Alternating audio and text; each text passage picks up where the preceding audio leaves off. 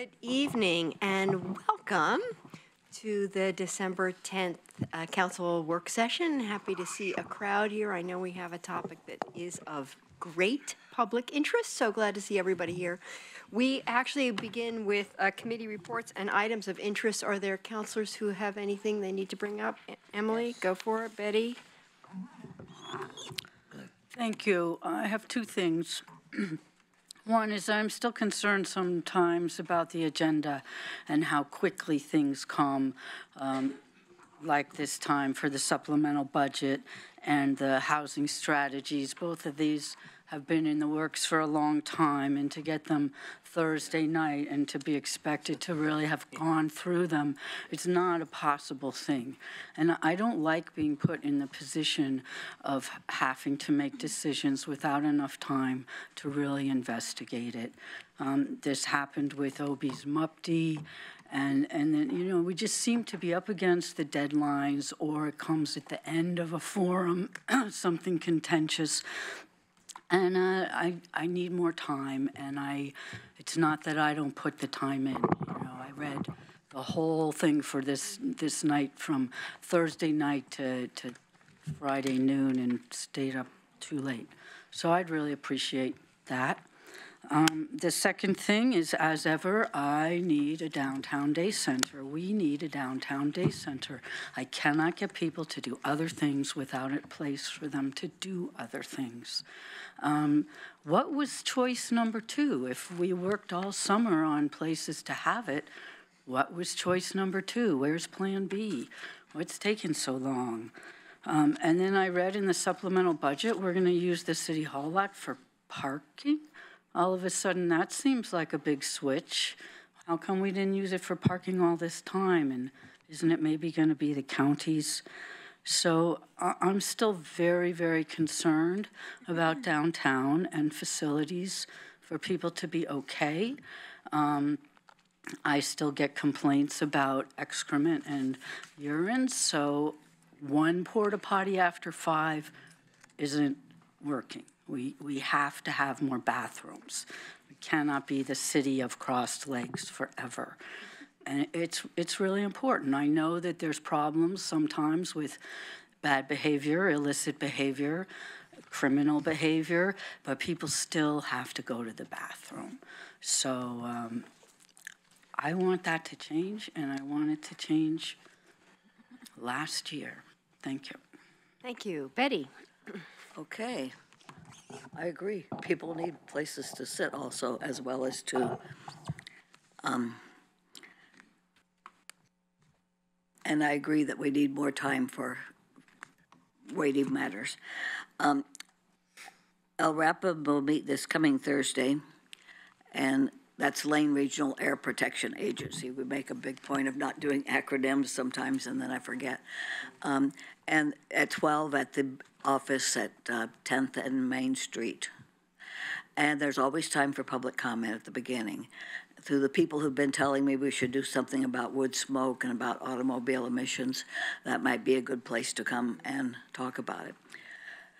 But that's a big thing that constituents have been saying to me lately. They're worried, also they're worried about natural gas. Two ways, as usual, there are two things. Homeless people, some people want to get rid of them, other people want to help them. Natural gas, there are people who say we should get rid of it. And then there are people who are really scared that they'll be forced to get rid of their natural gas, heat, or whatever. I'm hearing from people who are very concerned that we might get rid of the residential requirement for ADUs. We'll be discussing that later, I know. And requests for automobile inspection, which I don't know if the city could do that or not, but I know a lot of cities do require automobile inspections. And we've discussed it at LRAPA, and people have thought it wasn't that big a deal, but I keep hearing, I think it's a big deal myself. And there are people who think we should outlaw wood smoke. And I was asked, and this is impossible, I think, I was asked, why don't we find out which of the homeless people are homeless by choice? And those are the main things I'm hearing about lately. And also, a lot of the people I'm finding more anger than usual, especially about the people hanging out downtown. And then on the other side, the anger from the people who say, why don't you give them a place to be? And I do think we need a gathering place, and not Highway 99 is not it. Thank you. Thank you. Mike? Thank you, Mayor. I want to echo Emily and Betty when it comes to our schedule. I think we might look at this differently. I don't want to dive into too deeply to the minutia of operations and direct staff in manners that are obviously the purview of the manager. But there are some policy questions like tonight that are obviously much denser with content that's important to understand. And when a report like this comes back. There's also another thing that's important about, I think, having adequate time between the time it becomes public and we receive it and the time the council does some sort of potential action on, or at least interacts with it publicly. We have a very set system for how we gather Goal 1 public, opinion on things, and we put that and we integrate that in all of our behaviors when it comes to policy development, especially at the committee level. That's a part of that as well. But I think we could do more. I think the very notion of having a packet item like this available 2 weeks before a meeting like this gives the public a chance to see what we're going to talk about and interact with us even more on an individual basis with constituents, giving us a chance to say, gosh, I hope you'll consider maybe altering that in this way. So I didn't come prepared to make a motion on this, but I certainly would be willing to, or vote in favor of altering that schedule in some way. Maybe it would be easiest for staff to make that recommendation. How would you alter it? So we have more time, especially with the complex subject matters, to think about it and to read everything as thoroughly as we probably should. Thanks. Did you want to speak? I want to just, I have two things I'd love to bring up, and one is in response to this, and I am going to say that I will partly own the tight timeline under which you were all functioning, which is that you gave staff 6 months to do this outreach work. 6 months meant December. I was very insistent with staff that 6 months meant 6 months and that they needed to come back in December. So I could have interpreted that more loosely. They would have preferred probably to have another month or two to prepare that material and give you more time. So I will own that I was trying to hold true to your direction to staff about timing, and that made it very tight. So lesson learned, and maybe next time I will circle back on that. The second piece, I just want to say something positive for a moment, which is that today is International Human Rights Day. And it is the 70th anniversary of International Human Rights Day. And the We See You group, part of our Human Rights Commission, helped orchestrate an International Human Rights celebration yesterday at Churchill High School. And they had students who trace their cultural origins from all kinds of parts of the world, all doing various performances. So they had taiko dancers, they had Samoan dancers, they had gospel music. It was dedicated to youth and advancing the rights, human rights of youth. So it was very inspiring. Kudos to We See You and the Bonnie Sousa and the folks that organized it. It was really a wonderful event. So, Chris, did you have something else you wanted to add? Yeah, in the spirit of taking responsibility, I will also accept some of the responsibility for the short timeline on the housing tools and strategies. At the time we were talking about it, I had expressed frustration with the fact that we spend much time talking about things and never really doing something. And I thought that if we could come up with a simple list of things that we could get done in 6 months, it would send a clear signal that we were able to take action. I think I failed to realize that in order for me to have just a small bite of the sandwich, staff have to go and make the entire sandwich. And that's a very difficult thing to do. And so I appreciate the enormity of the task of trying to build a sandwich so that I can get my one little bite. And I think that with that said, if we don't get 5 things approved tonight, we are, I think, well on the path to being able to get actionable stuff pretty quickly, and that all of that sandwich building has not been wasted. But I realize, and I agree, it is not ideal to get an agenda item with not enough time to fully digest it. So figuring out, just as a matter of general course, how we can try to provide as much time as we can to be able to absorb, particularly on complex items. So it may be that at the time we,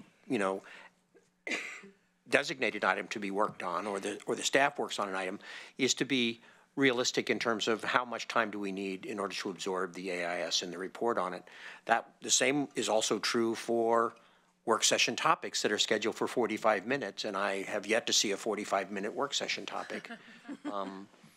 Particularly some of the issues we deal with, and I think that maybe we should take into account that a work session topic tends to be a little more complex, particularly when you have 8 people all wanting to talk about it at the same time. So, yeah, just something for a process session or something like that. How can we make both agendas and work sessions and time be more effectively spent? Okay. You need one more comment? Yes. Getting a report is not the same as being asked to vote. Mm-hmm. And getting the report at this time is fine, but being asked to vote on something is not enough time. Thank you. Okay, thank you. And with that all on the table, we are ready to turn to housing tools and strategies. And thank you all for being here. Thank you, Mayor, Council. I'm going to start off. We're here to report out and propose a recommendation following the council-directed housing tools and strategies process that we initiated earlier this year, you initiated. Because this is a complex issue with lots of moving parts, we're going to take a little bit maybe longer than normal for the presentation, so bear with us. There is a recommendation for your consideration, but we know you may have a lot of questions, so we're holding some time on the Wednesday work session if we need more time, and what I'm hearing already is we may need more time. I'm going to start with some key takeaways for this item, then I'm going to hand it over to the highly capable team here. Ann and Jason led this project. We also had Carrie Bennett, a consultant, work with us to help us facilitate the process, so they'll talk about that. The first thing is we know that this housing market, housing affordability issue is very complex. It's a very dynamic issue. We know we have a serious housing affordability issue. We know that there's not a single solution. We know this is an issue that really impacts everyone in the community, some more than others. But like many issues, we know that we need to balance many expectations and many needs throughout the community. So Carrie and Jason are going to talk about kind of the process we use to achieve transparency and balance in this process. When we were here back in April, we talked about the potential of implementing a construction excise tax. And what we heard is really concerns about adding to the cost of the construction when we were trying to solve the housing affordability issue. Those are obviously counterintuitive in some respects. But we also heard that we have housing needs in the community, and the resources and tools that we use for housing affordability have become more and more limited over the years. So balancing those two issues is quite a challenge. But we also heard a sense of urgency, and that's a theme that came up earlier. Even though we might not solve this problem overnight, I think there's an expectation from council and the community that we do something now. So you'll see that as part of our recommendation. The recommendation that has been proposed really hits both of the takeaways, really. It strives to balance the impacts and needs of the community, while at the same time it kind of starts the process of removing housing barriers, but also helps us establish a tool, a financial tool that we can use to start to advance our housing affordability issues. Part of the recommendation, and there have been some questions about what do we mean when we say we are going to pursue removing housing barriers in the community. And what that really means for us is there's a recognition that there are different levels, really. There's some kind of more administrative process things that we should just do. Think about those as the low-hanging fruit. Of course, we'll continue to do the things that we're already doing, like clear and objective standards and code audits and those kinds of things. But there's also some other kind of process things that we'll want to dive into and start kind of removing right away. There's some other things that kind of need more analysis to kind of look at what's the impacts, what are kind of some of maybe the unforeseen things that we might see out of those as well. And those we'll need to work through and do a little bit more work on.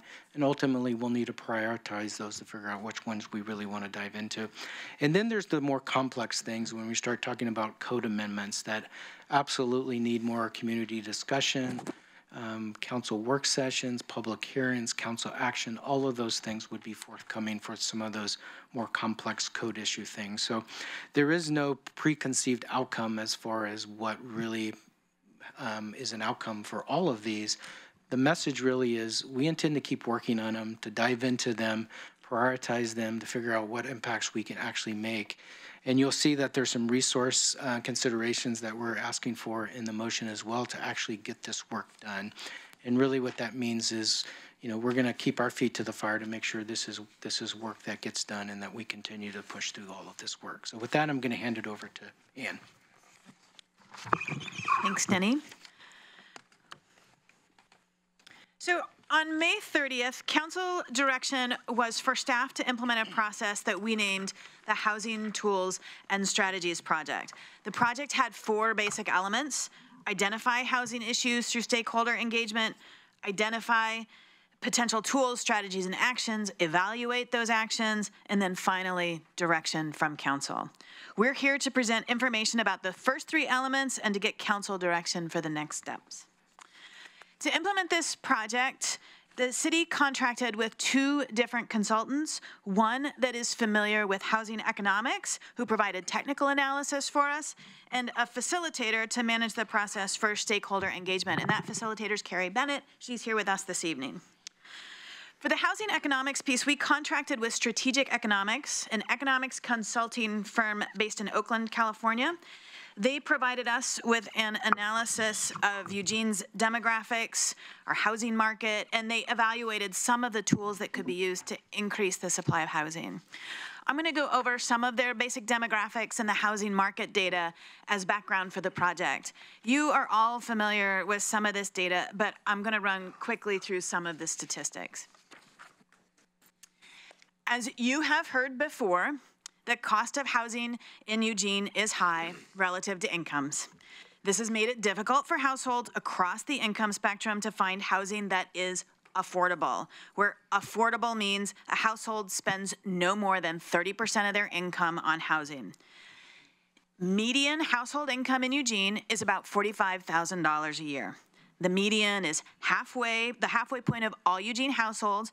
Half of our households have incomes more than $45,000, and half of our households have incomes less than $45,000. And to clarify, that figure is household income, not wages. A household with an income of about $45,000 a year can afford to purchase a home that costs just under $210,000. That's a rough estimate based on some standard assumptions about how to calculate the mortgage payment. What an actual individual household can afford is going to vary widely based on a whole lot of different factors. But that's roughly just under 210 was the figure we came up with. The median sale price of homes in Eugene over the last 12 months was $315,000.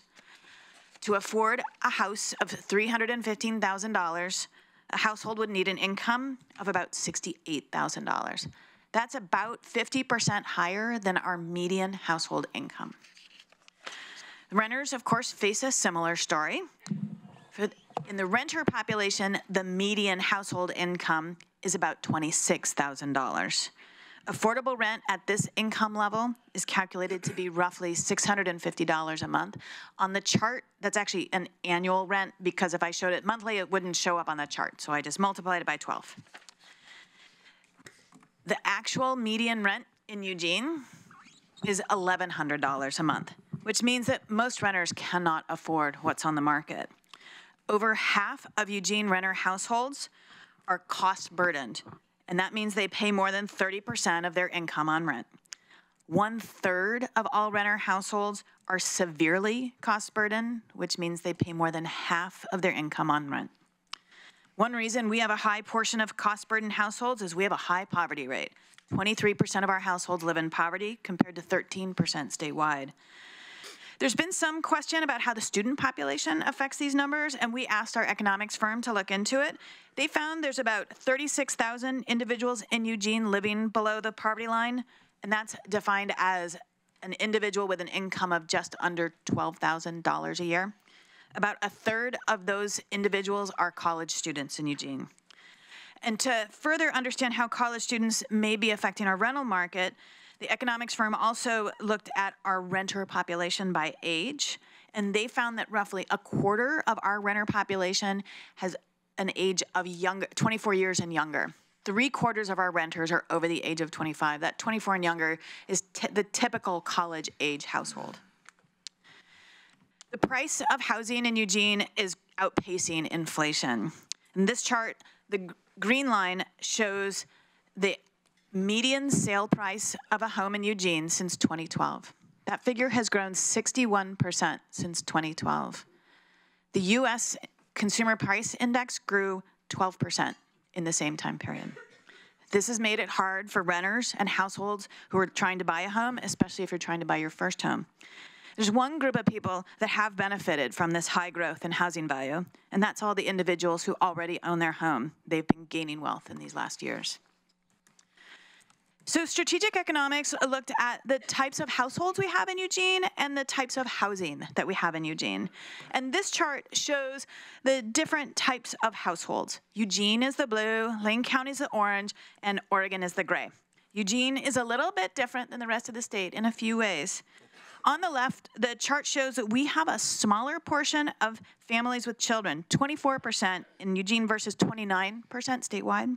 And the cluster of data on the right shows that we have a high portion of single-person households. 33% of our households are made up of one person, compared to 28% across the state. Seniors make up 25% of that group, an increase from 21% in 2000, so that's a population that's growing. We have more single-person households in Eugene than we have households that are families with children.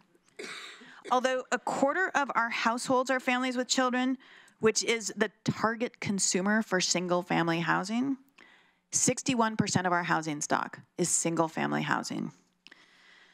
Strategic economics also looked at the supply and demand for low-cost housing, and they found that the deed-restricted affordable units, affordable housing with an uppercase A, makes up about 5% of our housing stock, while 31% of our households have an income of less than $25,000.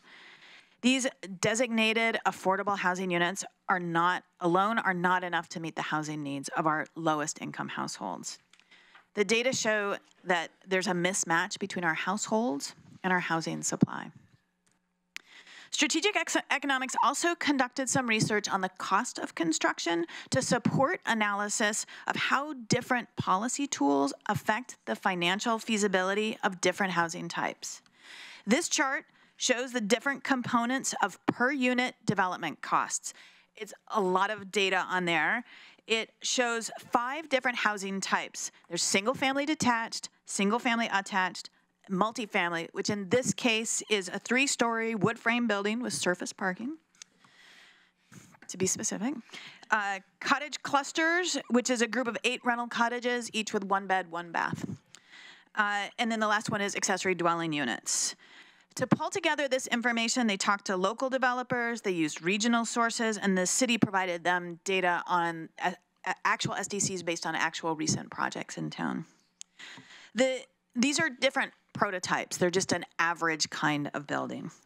In the chart, the costs are sorted into 5 different categories. At the bottom in the blue is land, and then there's building and on-site improvements. That's the actual swinging of hammers, hitting nails in the construction.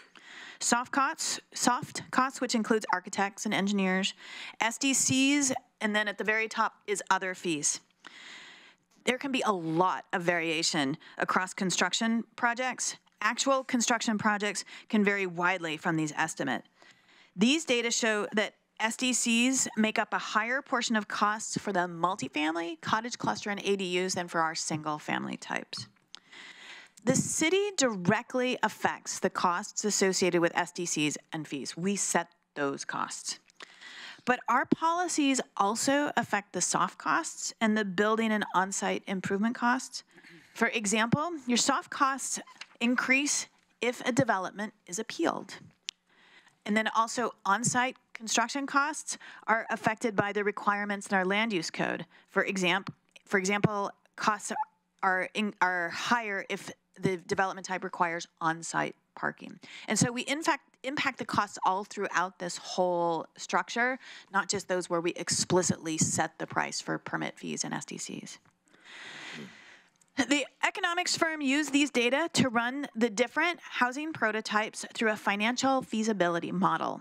They used the model to better understand, among other things, how a 1% CET would affect financial feasibility. They identified a feasibility threshold, which means the level of financial return that a developer views as the minimal return before investing in a construction project. When a developer is planning a project and is calculating if that project will pencil out, he or she is looking at that feasibility threshold. If the project looks like it won't meet that threshold, the developer is going to look at other construction projects and investors are going to look at other investment opportunities. Their analysis that looked at this, at the impact of a 1% CET, it found that the single family prototypes, both the attached and detached, met the threshold of financial feasibility with the addition of a 1% CET. The analysis showed that the apartment prototype only marginally meets the threshold of feasibility, and the prototype does not meet the threshold of feasibility with the addition of a 1% CET. The analysis showed that the cottage cluster prototype does not meet feasibility thresholds under existing conditions. Adding a 1% CET lowered the expected return further. I'm going to hand it over to Jason now, and he's going to walk you through the stakeholder engagement process. So I'll give a brief introduction to our process, and then Carrie will talk more about how the working group functioned. But before we do that, I wanted to paint this larger picture. So earlier this year at your retreat, you talked about the importance of looking at these types of issues at a systems level. The ability to see when we're talking about something, what part of it are you talking about? And this concept that if you pull the string over here, what's it going to impact over there? This graphic is sort of a work in progress for us to talk about all the work that's going on within our organization from the standpoint of housing. So this isn't just planning, and development department, this is across our organization, so it crosses multiple parts of the organization. So I'm not going to go into detail on this, but the point here is that it's a complex issue. We deal with it in lots of different ways. It's an interdisciplinary issue that has multiple sort of tenets to it. And so how we thought about structuring our staff team and how we thought about structuring the community group, the working group on this was very much a reflection of sort of the interdisciplinary nature of this, as well as sort of the wicked problem nature, which Carrie's going to talk a little bit more about. So when we talk about our approach to the project, it was interdisciplinary. So we brought together a staff team that represented different parts of the organization. Ann and I are just a small piece of that. The rest of the team is here. So it was an opportunity for us to work across work groups in ways that we don't often get to do. And so staff really enjoyed that, and it speaks to the breadth of the issue. In addition, what we heard from you was that as we embarked on our engagement for this process, you wanted it to be diverse. You wanted to have folks engaged in talking about housing that aren't typically engaged. And so our goal was to put together a working group that embodied that request that you had. So I'll talk a little bit about the working group in a minute. There's a question about, was this process technical or was it values-based? And I think the answer is neither, both. It's difficult, right? This is a difficult issue. We could have a technical advisory group that could spend months meeting weekly to talk about the issues of housing. We could also pull together people to just talk at the values level. We tried to split the difference. We tried to do a little bit of both. We led talking about values and interests, and then we're able to overlay some technical on top of that. So we brought a very diverse group, some who had never engaged on housing issues before, through what is a technical issue, but tried to include values in that process as well.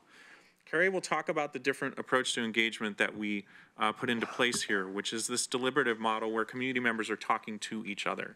as opposed to at each other. And some of the success that we feel we had in terms of surfacing options that there was broad support for are a result of the fact that community members were talking with each other in ways that we don't often structure our engagement to do. And finally, mentioning that the working group work, 4 meetings, 3 hours, is really only the starting point. There's more work that needs to be done. The working group is not the end of the housing tools process. As you can see, there's a large list of options and things for us to pursue. There are other things going on in the community. So as we report on the working group, it's just sort of one small piece of that. So first off, we had 36 community members invited into the working group, a bunch of whom are here tonight, and I'd actually like to have them raise their hand if you're here. Working group members, can you stick your hand up?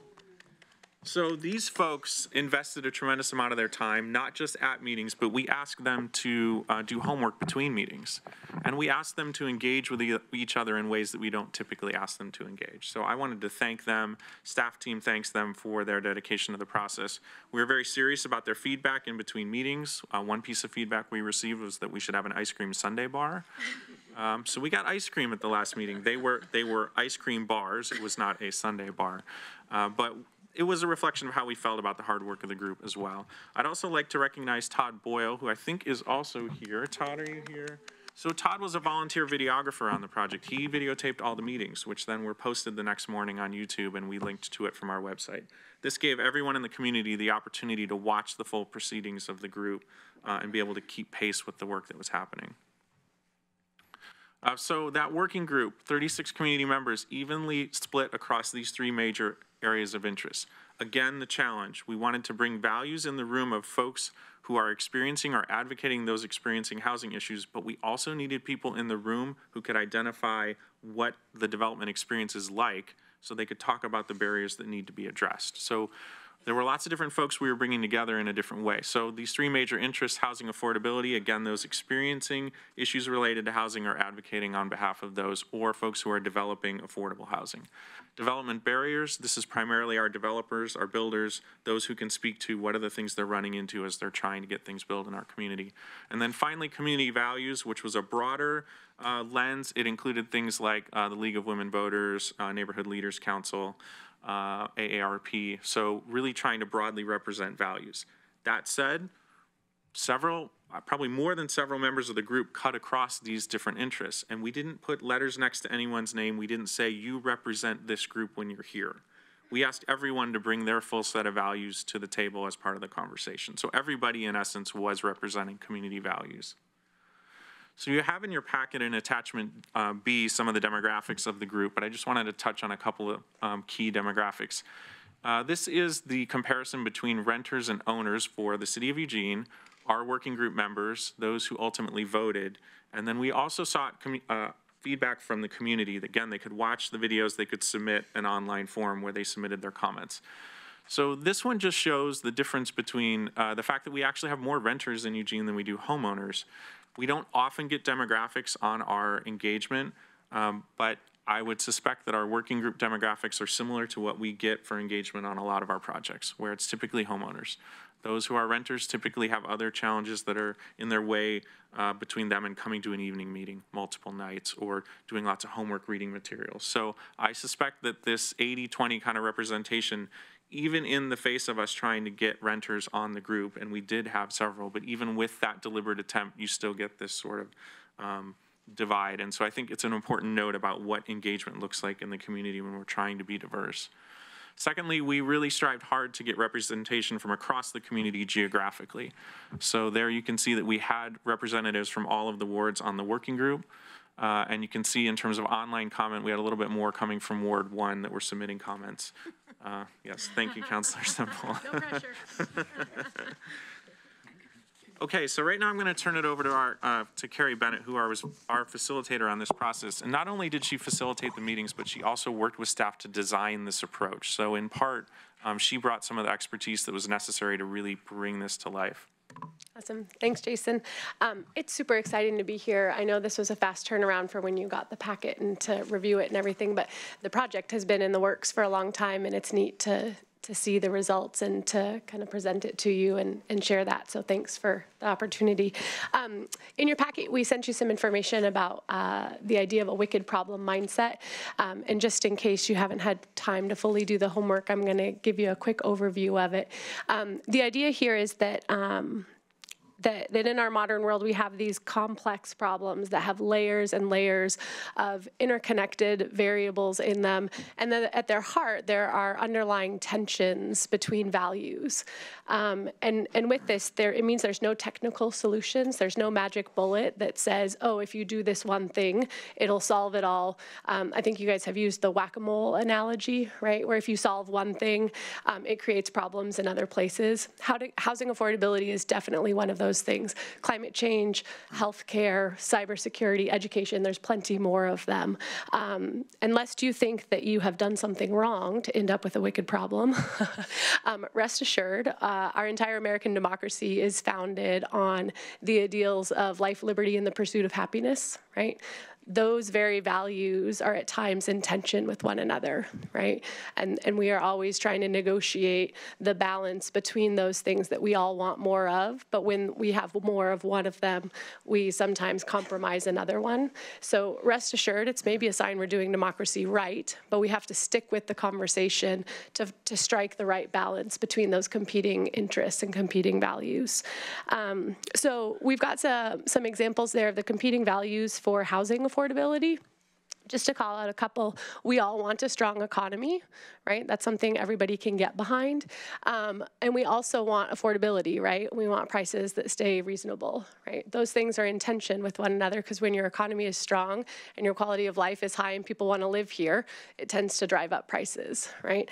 A couple other ones, people want choice, right? They want control about where they live, but we also like consistency and tradition, right? And so there's ways where in adding more choices to a market, you might be upsetting the apple cart on some of the tradition and consistency that people value in other ways, right? So as you approach things, you'll see there's a whole suite of solutions, and I think that that's the working group's attempt to balance some of those, to say, okay, if we want more affordability, if we want more choice, what are ways we can offset some of those negative impacts in choosing a whole suite of solutions. Civic engagement, since that's what we're talking about, is in itself a wicked problem, right? Think for a second of what you want in public engagement. Jot down ideas if you like. I made a list of these values for our working group to consider. And this in itself is a good example of where we have tensions and trade-offs. We wanted the group to be inclusive, right, and that it be open to as many people as possible, and at the same time we wanted it to be representative. Well, that means that there's a limit, right, to who can be included if it's going to be representative of the broader population. We want it to be really thorough, right, and nuanced and get into all the details, but it also needs to be timely. Right? So as we think about the process itself that we use to address the wicked problem of housing affordability, know that we were managing those tensions from the backside and trying to maximize getting as much of those good things as possible, but also knowing there were some inevitable trade-offs. So we chose a deliberative approach to this in part because your traditional models of public engagement, whether it's a town hall meeting or kind of your open forum time where people get their 2 minutes at the microphone, they tend to not actually work very well in addressing wicked problems. They tend to be zero-sum, they get increased polarization, and people fighting over facts. It actually doesn't do a good job of addressing the nuance and the real challenges of wicked problems. In a deliberative approach, we ask people to slow down and see a problem with new eyes. So instead of talking past one another, as they might do at a town hall meeting or online, it's even worse online, you ask people to sit across the table from one another, tell their stories, and acknowledge the values and the tensions and trade-offs that are inherent in this. To me, the biggest difference is it's with a traditional model, you're battling the opposition and trying to make a case for your side. In a deliberative model, you're all working together to solve the same hard problem. So that was the spirit that we used to tackle this. We used an interest-based problem-solving model. This was kind of our agenda or our steps that we followed. This is right out of Fisher and Urey and Getting to Yes. It's very much in the spirit of Bob Chadwick. It's not a super novel thing, but I find it to be incredibly effective for helping groups get on the same page and solving problems together. We're going to do a quick overview of what we learned through those steps, and then we'll pass it back to Jason and Ann to talk about the outcomes. So in the first part, we talked about the story. We spent our first 2 meetings, most of the first meeting and then part of the second meeting, telling the story of housing affordability from all these different angles. We learned housing is hard. We learned just the multitude of challenges, the multitude of values that are in tension. We recognized how many things are actually outside of city government control, right? And that part of this is hard and beyond your control. And then also things that are definitely within city government control and kind of focused in on those. After telling the story, we moved on to identifying folks' interest. This was also at the second meeting. There was a long list of these. These were the top ones. People had to prioritize. At the start of our third meeting, they had to say if they had to pick just one, what is their top interest? And that one in the center was the most common. It was about a quarter of the working group that said, we need solutions that are going to put people in homes. They wanted solutions that work. And we'll circle back to what that actually translated into with the outcomes. So the third step in that problem-solving cycle is to brainstorm options to say what are all the ways that we could increase diversity, availability, and affordability of housing in Eugene. Your group came up with so many options. In part, that speaks to the complexity of the problem. It also speaks to the creativity and diligence of the folks in the working group. So they came up with an initial list, and we've had some feedback that list should have been focused, culled down in some way, limited to spend more time on certain options. As a mediator, I'm bound by the ethic of self-determination, and that it's not up to me or to the staff or even the experts from the economics firm to tell the group what's most important and what should or shouldn't be on that list. So even when there were ideas that we said, I don't actually think there's a legal way to do that, it was up to the group to then cull those ideas out. We could give them the information. There is no legal mechanism to do this, but it was up to the group then to set those ideas to the side. So from that initial list, we sorted them into 3 main strategies. I think you have those in one of your attachments. The staff definitely worked with the economists to massage those options, adding clarity and choice.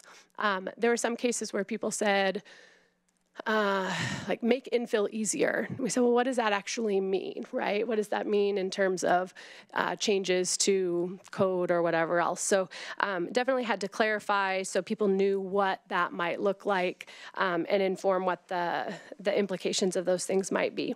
So at the third and fourth meetings, the team worked in small groups to discuss each of those options. I think there was 80-something of them in all, so we took them in chunks. The small group discussion was beautiful from a deliberation mindset. I just walked around and grinned because they did such a thoughtful job with admittedly limited time in really weighing the pros and cons of those, talking about how options would impact them, et cetera. They did get input then from strategic economics, the housing economist, about what would be most impactful and what things would take more study to decide how impactful they might be. So then from that, one of the first ways that the group culled the list down is we did a straw poll. After that small group deliberation, people indicated their level of support for each of those 80-something options. They said they could either support it, they were uncertain about it, or they opposed it. Based on those initial rankings, we sorted the whole list because some of the ideas dropped off at that point. If only a tiny, tiny percentage of the group supported it, it went down to the bottom of the list. We looked at areas where there was a high level of uncertainty. People were really undecided. and gave people more information. And then at the final meeting, let people kind of cast their final votes. Again, using those 3 levels of agreement. We saw overall, of the 30 items that people were able to vote on at the final meeting, the level of agreement went up. I was floored that we had unanimous agreement on one option and a tremendous list that had 70% agreement or more. This was way more agreement than I expected from the group coming in. And looking back to their top interests, it made me reflect that interest of people in homes and solutions that work. I think that was the working group saying, hey, even if this solution isn't perfect, even if it's not the most impactful thing, if it's going to help increase diversity, increase availability, help increase affordability, we should give it a shot. As long as they could stomach the trade-offs, and some of them they just couldn't stomach the trade-offs. They said it's not worth it. The costs don't outweigh the benefits. But I think that was them kind of saying we need an all-hands-on-deck kind of approach, and we support a lot of these ideas going forward because they will help in one way or another address the problem and or address the trade-offs of the negative impacts of some of their other recommendations. So with that, I think we're on to the actual results. Okay, so what we want to do is give you a quick tour of everything that got surfaced. So the group did come up with, in fact, 83 options. 29 of them received more than 75% support. And those 29 items are what are included in attachment F. That is the list that staff is recommending that we continue to pursue, that we move forward to say these items had broad agreement. We want to make the commitment that since the community surfaced these are things that we think we should continue to pursue. So what I want to do is give you a quick tour of some of those things because some are in progress, some are more impactful than others. Just give you a flavor for some of what's out there. So several of those 29 recommended options are things that are already in progress by staff. So the first land use code audit of regulatory barriers to housing, the percentages on these are the percent of the group's, the level of support. If it says impactful, that means that our housing economists said this is a particularly impactful strategy. And there were only some of those. So this is one that's in progress. That's regulatory barriers. The code audit for process barriers is also already in progress. And improving the clear and objective criteria, that's something that you've had work sessions on recently. That's also already in progress. And so what's important about this list is that the group surfaced these. We didn't say, well, these are things we're already working on. We're going to get them in the list. These are things the group said, hey, why don't you work on these? And we were able to say, oh, by the way, we're already in progress on these. So there were some that, and some additional ones that our economists said are particularly impactful. So streamlining and speeding up the permitting process. It's an impactful option, highly supported by the group. Revising the land use code to encourage accessory dwelling units in all single-family zones, identified as potentially impactful. And then expanding our land banking program. So we already have a land banking program, but support for the idea of expanding it and identifying a flexible local funding source for that. There were some important options that we want to highlight that had minimal support from the group. These are not going forward, but we thought they'd be important to mention because perhaps they've been discussed previously. So the idea of a mandatory inclusionary zoning, this actually got 0 support. I think it was one of the only items that got an actual 0 support. The use of eminent domain was also minimally supported, as was replacing the current code with a form-based code and desanctioning neighborhood associations. So none of those ideas got very much traction from the group. There were also some options that had between 50 and 75% support that our economists said are potentially impactful. And so while these are not in the list in the attachment, these are items that staff will continue to examine going forward. So the idea of waiving SDCs entirely for qualifying affordable units, we waive some of these, but it's currently capped. So there was some support for waiving that entirely, shifting money from the general fund for affordable housing, expanding the MUPD boundary to include key corridors, and reducing SDCs on ADUs. All concepts, options that our economists said are impactful, all ones that receive sort of this middling support from the group, meaning we think they might be worth more time spent on it. And the reason for that is when the group was not certain, these votes between 50 and 75%, they said they were in the yellow category, that I'm not sure. And typically that meant they want more deliberation or they need more data and information. And so that's why we feel these might, deserve some more attention down the road. Finally, there was an additional process that predated this project, which was the work that Better Housing Together has been doing with community members and key stakeholders. And so they separately identified a series of primarily process and administrative changes to our code. And so those are also included in your packet. And we just wanted to give you a quick sample of some of the things that are in there, because some of them are relatively easy and some are already in progress. So the idea of standardizing erosion control, already in progress. This can be handled at the administrative level for our organization. Reviewing tree valuation and fees, that's in progress. Part of it can be handled administratively. Some of it has a code provision attached to it. Concurrent subdivision and PUD applications, this has been part of the clear and objective process, already in progress. Streamlining the trench inspection process, really down in the weeds kind of thing, but this is an administrative thing that our staff can easily start to work on. And then finally, can we coordinate our review a little better internally? And this is also something that would be relatively easy. So this is a good list of things that are either in progress or we could easily make progress on at the staff level. So just sort of to wrap up all of that information, through this process, we gain community capacity. New people were having new conversations in new ways. That has increased our ability to address these issues. We have now Eugene-specific housing market data that we never had 6 months ago. We also had this separate community process that identified these administrative things that we can easily get a hold of at the staff level. And finally, we had broad consensus on a list of actions to pursue. All of these things are things we didn't have 6 months ago. I'll turn it back over to Ann to wrap up. So with all of that information that we collected over the last few months, we've wrapped it in to a city manager recommendation, which has 2 steps to it. As described in option 1 in your packet. The recommended next step includes 2 separate paths. The first is to reduce the cost of housing production, and the second is to increase local funding to address housing affordability. To reduce costs, the city can work to implement the options that had broad support from the working group and make the administrative fixes identified by Better Housing Together.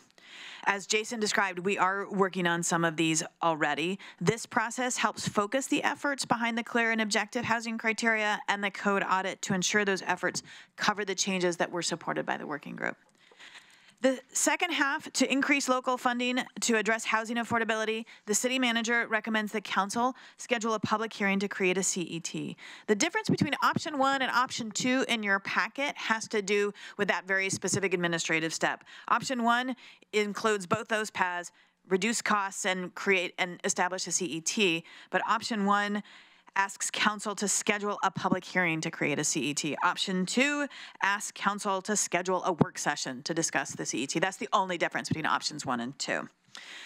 The recommended construction excise tax that's described in your AIS has a number of elements. It would go into effect next July. It would, at a 0.33% rate, it would apply to residential and commercial construction. That rate would increase a year later to 0.5%. In addition to state mandated exemptions, affordable housing projects, anything receiving a MUPD, and houses priced to sell at less than $250,000 would be exempt from the CET. The total CET imposed on any single or multi-phase project would be capped at $1 million. The city would establish an advisory committee to recommend how to use the funds, and the city would contribute $500,000 every year to a newly established affordable housing fund. And every 2 years, council would review the program, its cost to builders, and its efficacy to increase the supply of affordable housing. With a new CET imposed, builders will experience an increase in costs, but in the first 2 years, staff have recommended that the city offer an equivalent reduction in SDCs so builders experience no net increase in costs in the short term. This helps to ease in the CET. However, of course, CETs are collected to ensure that we have adequate funds to make necessary expansion to infrastructure as our community grows. And so the city manager recommends that the city designate other city funds to backfill those SDC funds. And with that, we want to hand it over to you for questions. That is great. I want to thank you very much. I have Mike in the queue and Greg in the queue and Claire in the queue, and Betty in the queue, and Alan in the queue, and Jennifer in the queue. And I might as well just leave a spot for Emily at the end. Thank you. So, and I want to just start, I'm recognizing that we have short time and we're going to have a lot of conversation. So I'm already seeing that we're going to be rolling this over to another conversation. But I did want to start by, again, thanking you all for this work and recognizing that I reinforced that tight timeline on you, and that makes it hard.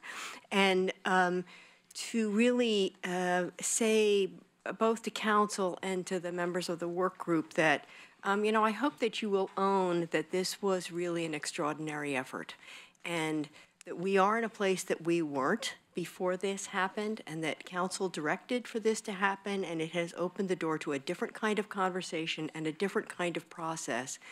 And moving forward, in whatever way council chooses to move forward, but moving forward, taking to heart what was invested in this process and what it says about us as a community, that I will say, sitting in on that very first meeting, that Carrie had her work cut out for her, because there were quite a few members in that work group who were not certain that council, that this was going to do any good, that we were going to talk and again, not act. And so I think we have an opportunity to prove that wrong.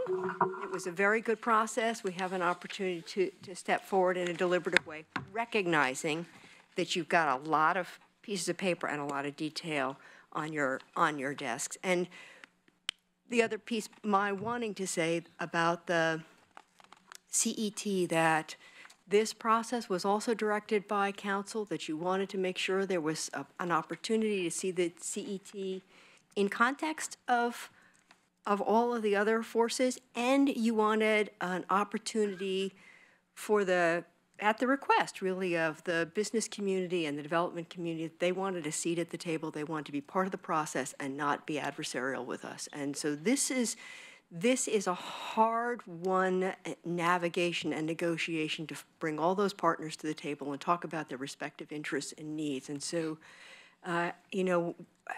my hope is that we go forward sort of being proud of that process and honoring that process, that people have invested in it, and that we take that deeply into account in terms of our next steps. So with that little bit in mind, I turn it over to Mike. Thank you, Mayor. I want to say thank you as well to staff for all the hard work, and certainly to all the people who participated in a lot of long evenings of meetings and conversations. I've done those for a while here at this table. I know sometimes that's not always a lot of fun and can be challenging and difficult, so good job. Thank you very much for the effort. When we started this, I made a motion that had the language in it about affordability, availability, and diversity of type for a reason. And I thought that at the time, Greg and Chris's input about the 6-month time window was good. Let's do some things we can do and not just let this get dragged on forever. And I would suggest that there's quite a bit that's been done here. But I have to say that I don't think we completed the task of the motion with just this. And so I'm not ready to vote or act this evening at all. And there are a couple of pieces that concern me about the nature of the result here. There's a lot, one of the pieces that I made a really, pretty forceful point about when I made the motion in the first place was, let's have some technical analysis of what will be effective, what will work, and what will not. Let's also have an economic piece. Manager and I have had an awful lot of conversations about economics between then and now, and I wanted to make sure that we had an economic analysis of what pieces would produce what outcomes. My challenge with this is, we asked the question, what will work? What will be effective? And with that, I was hoping for answers about successfulness. What will successfully make housing more affordable? The answers that we got back were, this is what this particular group of people could politically agree to consider. And the economic analysis are, this is feasible versus successful. This is what we could do as opposed to what we should do. Tim Dewey wrote a and for those that don't know, Tim Dewey is the co-director of undergraduate studies in economics at the University of Oregon. He's an economist of some, serious credentials, who wrote about 5 months ago that the Eugene City Council is considering an excise tax on new construction to raise funds for affordable housing. Though well-intentioned, it will almost certainly backfire by making new construction more expensive and reducing the supply of new housing. It is just a step in the wrong direction. That's an economist evaluating the effectiveness of making housing more affordable and available. His suggestion as an expert is it won't. I'd like to have a second round, please. Greg. Yeah, thank you, Mayor. And I too would like to echo Mike's comments. I think that the staff has done an outstanding job with a very short time frame to do it.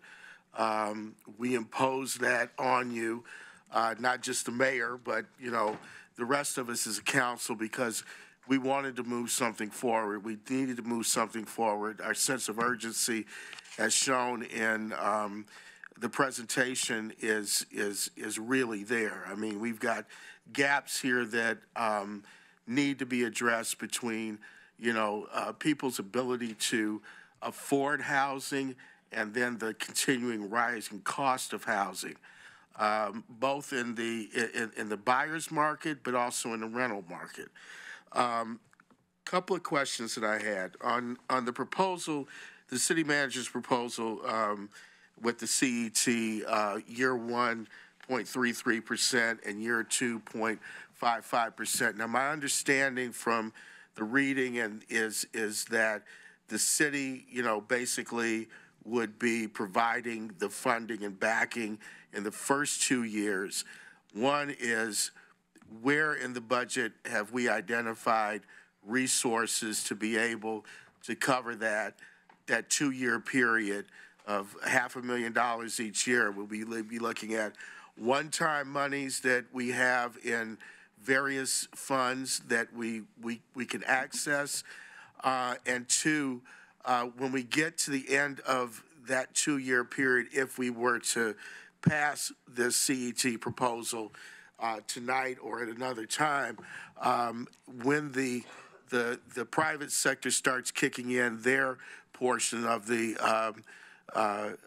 contribution to that, what will be the end game in terms of the development of affordable housing fund, cash-wise? Our intent, excuse me, on the city's annual contribution of $500,000 would be indefinite. That would be our intent. So that's not just a 2-year piece to that. That would be a permanent budget item. That would be our recommendation. And our thoughts on that, could come from 2 places. One, since this is such an important issue, we would suggest that the first priority for any future marginal beginning working capital, the first $500,000, come from that. And as you know, with probably very few exceptions, has there not been at least $500,000 in marginal beginning working capital in order to fund that. If for some reason that wasn't available, it would be needed to be worked into the regular budget process. That would be a commitment that we would do. With respect to the first couple years of the offset, the idea is that for excuse me, the CET portion that would be paid in the first couple of years, that would be offset by some other funds through the SDC dollars. You might remember several years ago with the VA hospital that went in, we essentially did that. What we said was that particular development did not need to pay their SDCs. And what we did was we actually established an accounts receivable in the journal of the SDC fund. And then as part of the regular budget process, you ultimately appropriated what was general fund dollars to pay off that receivable in the SDC fund. And so that's what would happen is if there were $1 million that were set aside in 1 year, then we would plan to pay that off in future budgets. It either could be through one-time money, through marginal beginning working capital in addition to the $500,000, or it could be a part of the regular budget. So for the first 2 years, we just set up an accounts receivable in the SDC fund, which would have to be covered as a part of the regular budgeting process. So two things following up on that. I had a conversation with a city councilor from Newport who had they have a similar way of doing their affordable housing fund. I forget what the percentage is. I think it's 0.5, but they also have some other pieces that are backing it off from SDC charges and balancing out from that. I got 17 seconds. Give me another round, man. Be here a while. Claire. Thank you. So I'll probably need another round too. So first, I really want to appreciate the work of our staff, our consultants, and the working group. I know you guys put in a lot of hard work, and you've provided good information and vetting of options. And I can tell from our packet and speaking with some of the members, you were really put through your paces at these meetings. And I do think it's really valuable for us to know what this stakeholder group does think is politically agreeable. I think that's an important consideration as we take up these recommendations. But I do have some critical comments and some real challenges with both how the information was presented to us and then some of the options. So, you know, really, the way this information was presented did not meet my expectations of what we had talked about. I thought we would see what options were suggested and viable, which we did, but I also thought staff would show us how different combinations of options would or would not move us towards our goals. I did not expect the working group to put together a package for us to vote on, or staff even to put that package together. I believe that should be our work after considering the options and how they might interact with each other. And I want to say that my critical comments aren't meant to say that I don't appreciate the enormous task and work that has been done. And I have confidence that this work will inform the actions of this council and that we will take action to move us closer to the goals of creating more housing that is more affordable to more people in our community. But I was unable to find information in this packet in a way that was clear to me and connected to other pieces of information. I could not locate where we were given information about how a particular strategy would make a difference and how much of a difference it would make. And I looked, and I could not find it. And that is information I need before I can say, yes, this package of options that are before me makes sense because it's going to move us this far. It's going to balance these competing needs or interests and bring us to a place where we can pick a set of options that will move us in the direction that we've stated we want to move.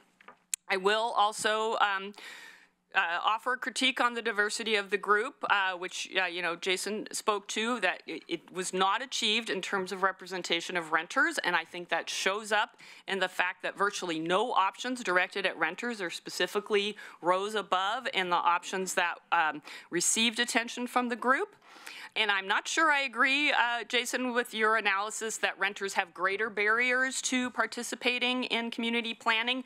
I think actually it could be that because they don't own their homes, they might not recognize how this conversation today has an impact on their housing options going forward. So I think it's a little more complex than that. And I will wait for a second round. Okay. Betty. Thank you. First, I want to say, when we talk about CET and SDCs, maybe we should say what they are now and then. And since this is for a broader audience than just us, I'll let someone else explain that. But rather than take my time, that is. I'm very concerned that there was no minority report.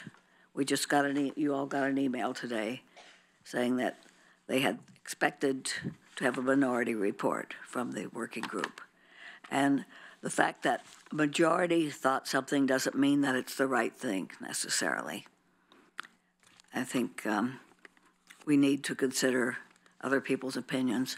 And I want a clarification.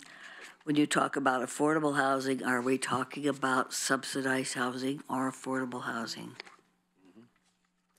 I'd like to know what you mean by that.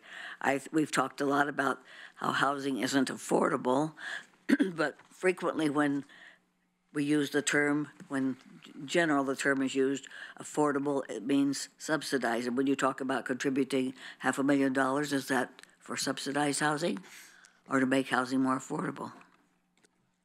I can jump in and address a couple of pieces if it's helpful for that. I've learned these acronyms as well. The CET is the Construction Excise Tax. Yes. SDCs are Systems Development Charges. Yes. And to the point of the minority report, we did include in the packet, I can't remember now if it's in the appendix, a list of reasons that people opposed each of the options. We could certainly delve into more specifics and make that as a separate attachment. And that was something that I had committed to, that for something that didn't have full support of the group, that we would explain what their reasons against that were. So we did include that pieces in the packet, but if you want more detail on that, it's something that we can certainly do more of. And you're right that those minority voices are important to consider. There was one other, the question about, is it subsidized or affordability in general? This is something that, I was going to say, I wrestled with that one along with the working group, but let's hear Denise. Yeah, generally the topic of discussion today is housing affordability. We're really talking about the full range of housing types, but for the purpose of the $500,000, our recommendation would be that actually go to affordable housing. The CET is, what we're really proposing is there be a group of folks who kind of work through the use of those funds and how we use it, and we're not there yet on the exact use of CT. It could really address a broad range of housing issues, housing affordability issues. And on the city speak, I have learned that housing affordability means the whole income spectrum, and affordable housing, capital A, is the subsidized housing that you speak of. And the working group wrestled with who are we solving the problem for? And based on the direction of council, it was everybody. And the group supported options, including developing a homeless shelter, which we said, well, wait, does that relate? And they said, yes, that's the entire income spectrum, even people who have no income and are needing to be housed. So that the group definitely did push in all directions on that. If we had affordable housing, maybe people wouldn't need to be subsidized. For example, if we had single occupancy housing. Right. I suppose you're aware that the Portland City Council hired Echo Northwest to do a study of housing, and I read part of it online, but it seemed to me that the main things I came up with, housing costs, there's a scarcity of housing and people don't make enough money, so I think we have the same problems. And I don't know if we have any solution. Well, we could go back to a living wage discussion, perhaps, to start with. But thank you, that's all. Okay. Alan. Yeah, this all started with an effort to move the dial on affordable housing, because we definitely have a crisis in our community about people being able to afford housing. And we have an enormous amount of people that are housing burdened. 60% of renters and over 30% of people who own their homes are housing burdened, meaning they spend more than 30% of their income on housing. And so what I wanted to get out of this process is what programs can the city do in the near term and in the long term to increase the amount of the inventory of affordable housing. And with that purpose in mind, the process that we hope to get was to help develop that list, and that would increase the amount of affordable housing. And so I thank the work group and all the people that are here and for all their efforts. And now we have this very robust list to consider, and I appreciate it. I've been on your side. I've put in the hours, so I understand all of that. And I think it's admirable that you all did that, and it's a big chunk of the information the council now has to work with.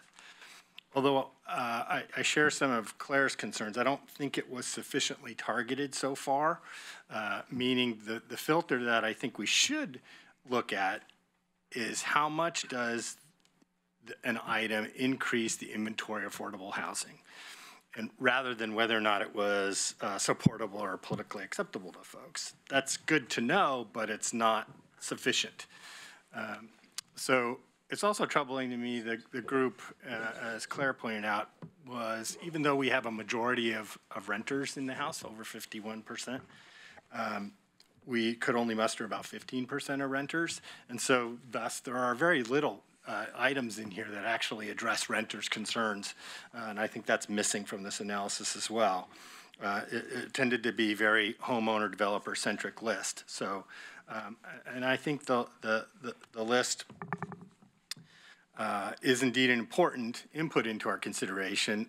But my intention for the work product is to have that filter. Would it move the dial on increasing the inventory of affordable housing?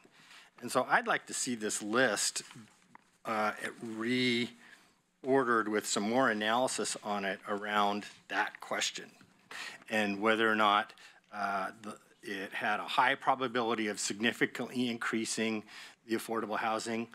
Did it have a medium impact? Did it have a low impact? And if so, how much? So give us a sense of what this was. I also agree with Mike that we have a lot of things in here that have a cost impact. I counted 8 things that were cost shifts to the city, along with, as well as the proposal from the city manager on SDC waivers. So we don't have that information in there either. So there's a lot more information that I need to move forward, and I'll need a second round as well. Got it. Third and a fourth. Jennifer. Thank you. Well, I think everyone's done a good job so far of covering most of the stuff, which is great. I don't have to do it. I wanted to say Carrie, right? Yeah. Carrie, so I made it to the 4th, and after coming to that one, I really wish I'd been able to come to some of the other ones. I thought you did an excellent job as a facilitator. I was very impressed with the way you made sure there was time for everyone to talk, whether they were in the majority or the minority. And Betty brought up the minority report. So when I was at that meeting, my understanding was that all the folks that put red cards up would be called. So did that not happen, or? We compiled their written feedback, and then did keep track of who was in opposition to some of the specific ideas, so we could follow up with them for more detail if necessary. So we do have that information of who specifically opposed different ideas to be able to compile that if necessary. But there wasn't a follow-up. We have not yet followed up with them. My expectation, and I feel like maybe the other folks that were there, the expectation was that was going to happen. Would, yeah. It certainly still could with the timeline we have had so far. I know you all didn't get the packet until late. That's because we were all typing furiously into the night as well. And so no, there hasn't been time for that yet. But if it's the wish of council, we could certainly do more of that. Our intention is to use that information as we pursue each of these. So we've got this list. As we pursue them, we uncork each one. We want to go back to that information and say, okay, what were the objections, so that we understand what they were. So while we weren't able to do it prior to now, if next week we start working on one that had a great number of objections, that's where we can now contact those people and say, okay, what were those? So we can use that. Yeah, because I'm sure you're aware when you tell someone you're going to call them for their feedback, it feels bad when you don't get that call. And I apologize if I wasn't clear on that if that was a promise that wasn't clear. That was my impression. No, that's fair. No, that's totally fair. Thank you. Okay, great. So some of my frustrations were the same. I thought Claire articulated them very well, so I'm not going to go over it. What I was expecting to get beyond the analysis that we didn't get and stuff was also a more clear list of exactly what I was sending forward to. These are the things we're gonna do, and you're not gonna see them again. We're just gonna get them done. And these are the things we're gonna come back with an analysis, and then we're gonna decide which ones we're gonna do. And these are the ones that are gonna take us a really long time, and we're gonna have to, you're not gonna see these for a while. And the lists I got, it was very confusing to me whether or not I would ever see these again, or whether I was just giving them my blessing and they would move on. And that makes me uncomfortable, because if that comes back later, I need to be clear about things when I'm voting, because I need to be able to justify that later. And so as it stands right now with the wording in the motion, I'm very uncomfortable moving it forward the way it is written on there. Okay, how much time do I have? My last question is about the construction excise tax. You did a very good job of explaining it to me. Thank you for the added information. I appreciate that. There was a graph in the presentation that was at the last meeting that you guys had, And there was some discussion as to maybe it needed more information. So is that the updated version after you talked to the home? You're talking about the construction cost. Development costs, The yeah. development costs. At the fourth meeting, one of the developers in the room took issue with some of the numbers in that chart. And the chart you saw tonight is what they saw at the fourth meeting. The Strategic Economics is working to update those numbers and adjust them as needed. They're following up with different developers to make sure that they do have accurate data. Excellent, thank you. Okay, so my last question is on the motion, I understand the money and where it's going. So basically the city's essentially paying for the cost the first 2 years. So I'm wondering how helpful a review would be after 2 years, since the home builders, like, no one's gonna be paying it. So how will a review in 2 years give any information about its effect? Sorry, I didn't have that one this afternoon, so that was a new one. There will actually be funds available to do Right, but work I assume the and review is housing affordability work. So I think we'll at least have an opportunity to see how we're using these funds and whether they're achieving, these are investments, and whether they're achieving the return on investment that we're actually looking for, or the outcome. So I think we will have an experience estimate is, are we moving the needle with these funds? And if we are, and hopefully we are, I'm confident we will, we'll continue doing it. Maybe we'll make some tweaks at 2 years. You could look at the rate or how we're using the funds, and things change over time. So we may shift a little bit in 2 years. It's also an opportunity at 2 years to follow up on the first path of the recommendation, which is implementing all of the different tools to reduce the cost of production. Okay. All right, I'm good. Okay, Emily. Thank you very much. Thank you for all the work. I see a lot of you are here. And wow, this is incredible. We're all having the same concerns. I'm sorry we have them, but I like it. This isn't what I was expecting from our direction at 6 months. I think I was expecting what we're looking at after another work session, which is what people are saying. What are the options? What are the most feasible, effective options?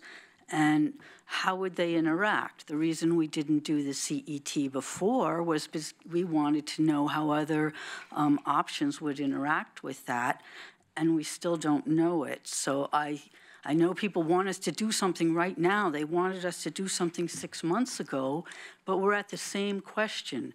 Do we want to say yes without knowing what else will be affected? There were only 28 people who voted, and we spent $30,000 on this. So that's $1,000 per person's opinion. The majority or higher percent were rich landowners, and there were so many comments about how there wasn't enough time.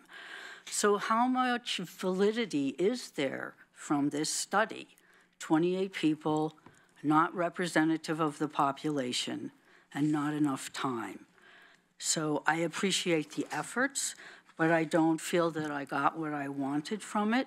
And now we're looking at, another 6 months for staff to have the time to do all this together, which I had said was a PhD thesis in 6 months. And I wasn't expecting it to be all to the group that wasn't staff. So I feel a little gypped. I do want to point out that the CET, as proposed with the SDC being paid back, is really a shell game for the first 2 years, and that we could just take that money from the general fund and putting it at the housing affordable fund. But instead, we're like getting the construction industry used to paying taxes, and then we're going to cover the SDCs from our general fund. So the bottom line is nothing for the first 2 years. You're going to go look at all 83 options. Can't we just pick, the top 10? Because I don't want us spending time on things that aren't going to be worth spending time on, which means they're really going to get us more units at a good price quickly. with, wonderful housing to live in. So go team, go. Thanks. Okay, Chris. Thank you. I wanted to listen to kind of get a sense where everybody was and kind of where this process is going and what can we hope for an outcome. And I'm hearing loud and clear that people are not ready to act right now. They need more time to digest and think. And once again, I'll apologize for asking staff to work quickly to pull something together so that we could say, I need time to digest it. That doesn't mean your work was wasted. It means we need to be able to think about it. And so I'll go all Bob Chadwick and say, what's my worst outcome? And that would be that in order to try to think about this and try to come up with something that's a reasonable perspective. And I want to be optimistic and say you should view this as product improvement. This is our effort to try to advise you so you can make the product when we finally do bring it back better, as opposed to the worst outcome, which would be product killing. And I don't really think anybody here is trying to kill the product, but I think we want to make it better, and the struggle is how can we make it better in a timely fashion? Because you can make it better over the course of the next 8 years. And I don't want to say, okay, let's give you another 3 weeks to make it better, because I think that would make us equally uncomfortable. So I guess what I'm trying to get at is what is the path forward that gives us the time to be thoughtful and deliberate, but not let this thing go on and on and on and do what has happened so many times in the past where nothing ever happens because it just kind of peters away. That's been the complaint I've heard, is you make it so big and you talk about it so long that nothing ever happens. So yeah, I'm willing to take the time, and I think maybe if it's a product improvement that's going to be the result, that's a worthwhile thing to do. But I'm still going to say it can't go on forever, and we need to resist the temptation to add one more thing. Let's add one more little thing we need to look at. Let's add one more thing we need to talk about. Let's add one more thing we need to consider, because each one of those things we add adds another 100 pounds to its weight. And pretty soon it gets so heavy it can't move anymore.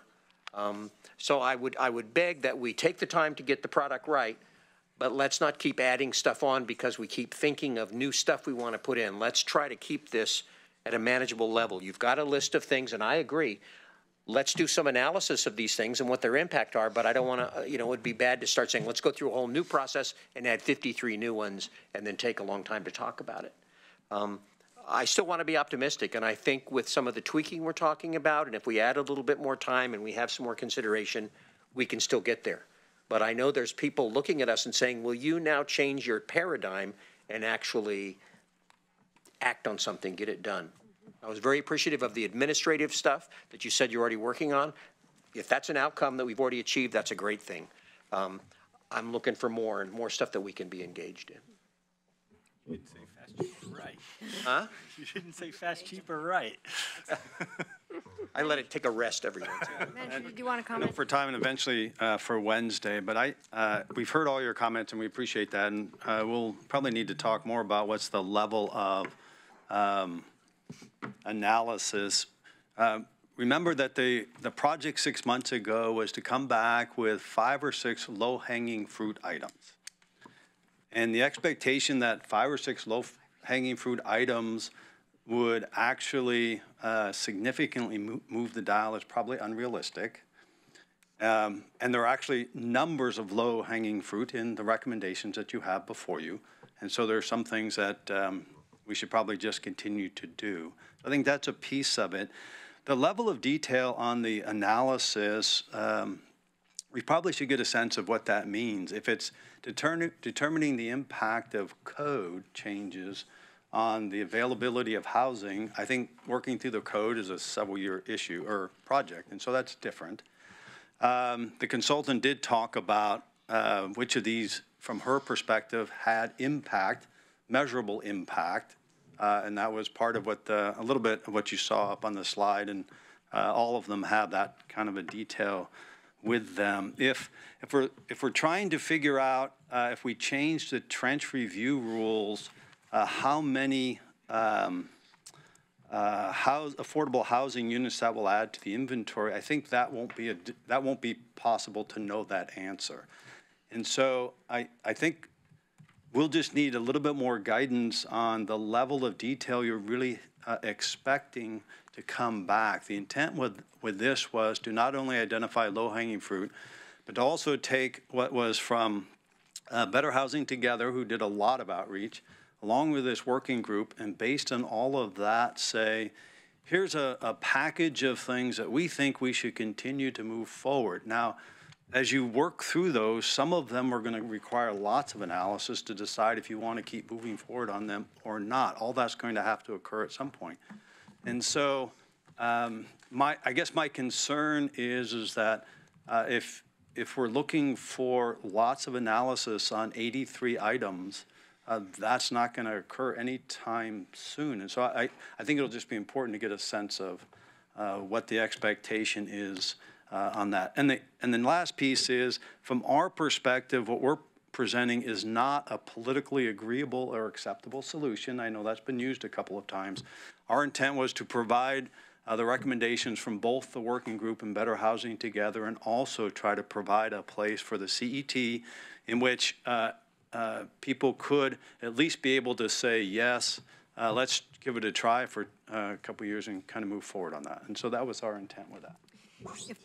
If I could just I'll jump in and then summarize, and I think we will have to continue to Wednesday because I have a whole second round that multiple people have asked for. So in your report, you did already identify some of the sort of administrative low-hanging fruit. You identified some of the ones that were clearly impactful. The short list is actually 29, not 83, so it was distilled down already by staff with a few others rolled in. So I do wonder if in the short term, it's possible to sort of do those groupings of make it very clear for council which are the administrative things that you could simply proceed on that don't require a lot of additional analysis, so council feels comfortable saying, yes, go forth and do that work, and then identify those things in which,